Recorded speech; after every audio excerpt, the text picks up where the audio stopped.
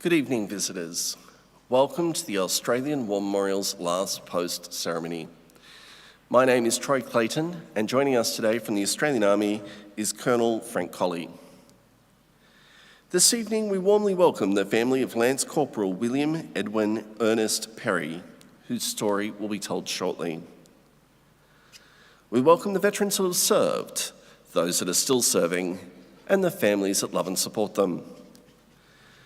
The live stream of this ceremony is made possible by the Returned and Services League of Australia and the RSL and Services Club Association. We welcome members who are watching the broadcast of this ceremony across Australia. During this evening's ceremony, wreaths will be laid at the base of the Pool of Reflection by family and visitors to the memorial. If you're able, please stand and join in singing the National Anthem.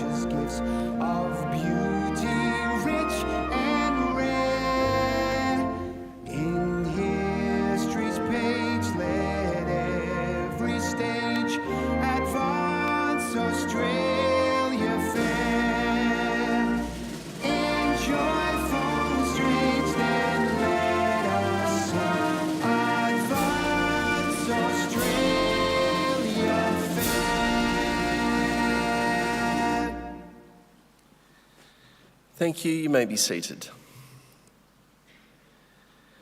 The Australian War Memorial was the vision of Charles Bean, Australia's First World War official historian. Bean landed with the Australian troops on Gallipoli and stayed with them at the front through to the end of the war.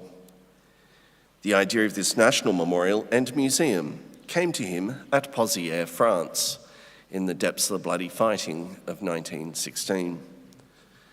Bean's idea was that this would be a place where families and friends could mourn their loved ones buried in faraway places.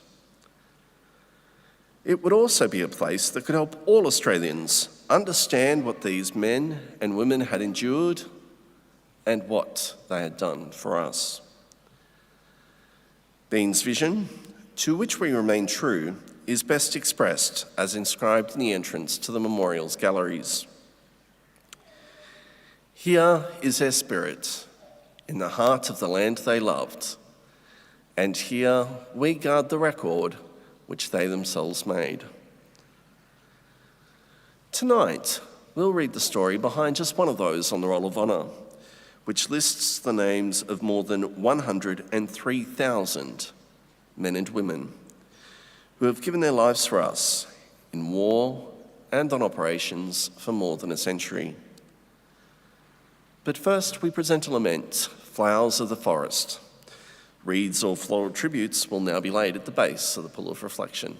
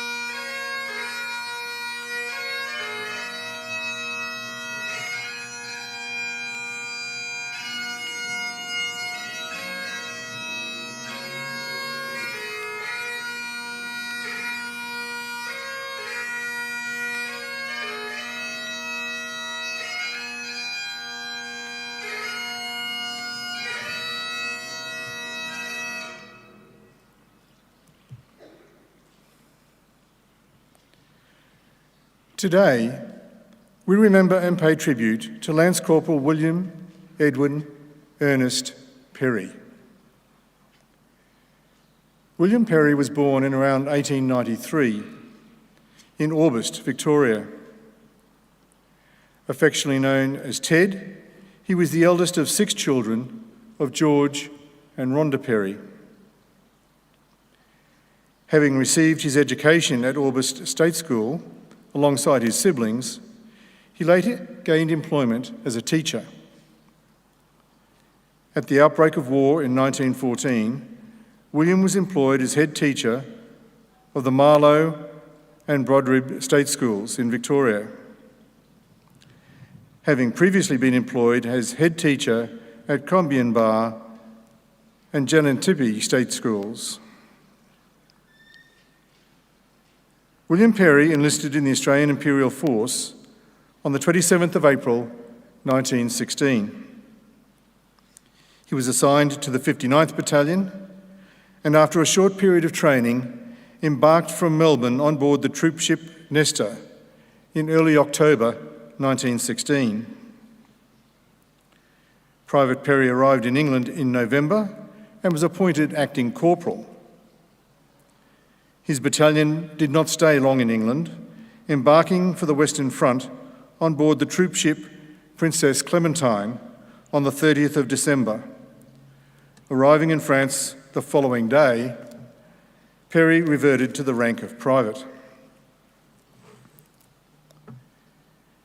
The 59th Battalion was initially sent to the front lines around Vignacourt and Delville Wood in northern France. During the bitterly cold winter of 1916 and 1917, Perry's health suffered, and in February 1917, he was hospitalised with mumps. After a period of recovery in hospital, Perry rejoined his unit in March, but was taken ill soon after and was again sent to hospital. Private Perry's illness was such that he did not rejoin his unit for several months. It was not until September 1917 that he returned to the front lines. His battalion was serving in Belgium and preparing for its next major battle at Polygon Wood. Polygon Wood was a significant landmark in the Ypres salient and an essential objective as part of the Allied attempts to take Passchendaele Ridge. By 1917, the wood had been reduced to burnt stumps, but the Germans had fortified the area with concrete blockhouses, barbed wire, and an observation post on the high ground known as the Butte. This made Polygon Wood a treacherous target for the advancing Allied troops. The 59th Battalion succeeded in taking their objectives during the Battle of Polygon Wood and remained in the area after the battle to defend the ground. On the 16th of October, the battalion was serving in the lines around Tokyo Ridge on the Ypres salient. Lance Corporal Perry was resting in a dugout behind the lines when the enemy began to shell this position.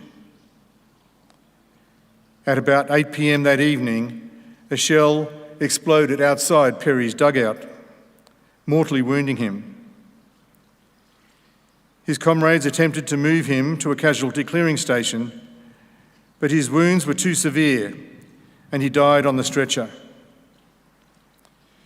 He was 24 years old. In Australia, Perry's bereft parents and siblings mourned the loss of their son and eldest brother, posting a notice in the local newspaper which read, "Just when his life had reached a beautiful and perfect manhood, he was called upon to lay it down. Yet, rather think on this. He died as few men get the chance to die, fighting to save the world's morality. He died the noblest death a man can die, fighting for God, for truth, for liberty. And such a death is immortality. Lance Corporal Perry was buried in the vicinity of Polygon Wood, but owing to the ongoing conflict in the area, his place of burial was lost.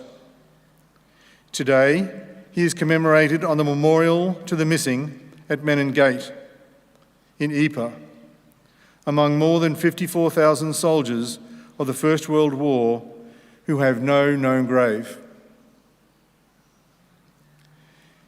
His name is listed on the Roll of Honour on my right, among almost 62,000 Australians who died while serving in the First World War. His photograph is displayed today beside the pool of reflection. This is but one of the many stories of service and sacrifice told here at the Australian War Memorial. We now remember Lance Corporal William Edwin Ernest Perry, who gave his life for us, for our freedoms, and in the hope of a better world.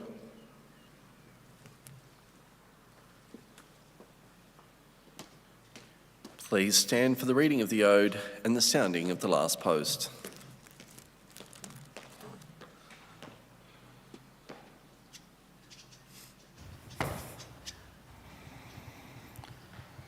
They shall grow not old, as we that are left grow old. Age shall not weary them, nor the years condemn. At the going down of the sun, and in the morning, we will remember them. We'll remember them.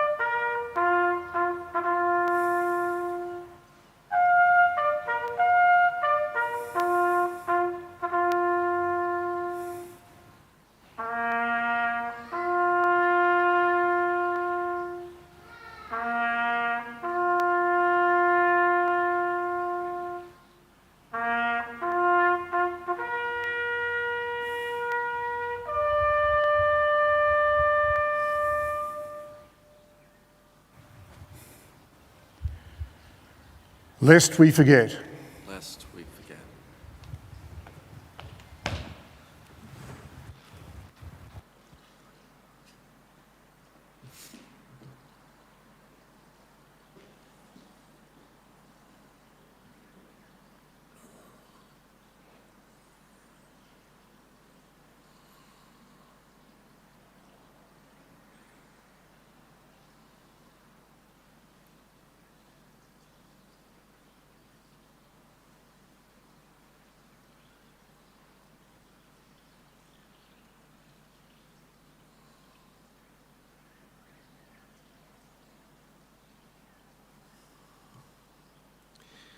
We leave you this evening with the words of the memorial's founder, Charles Bean.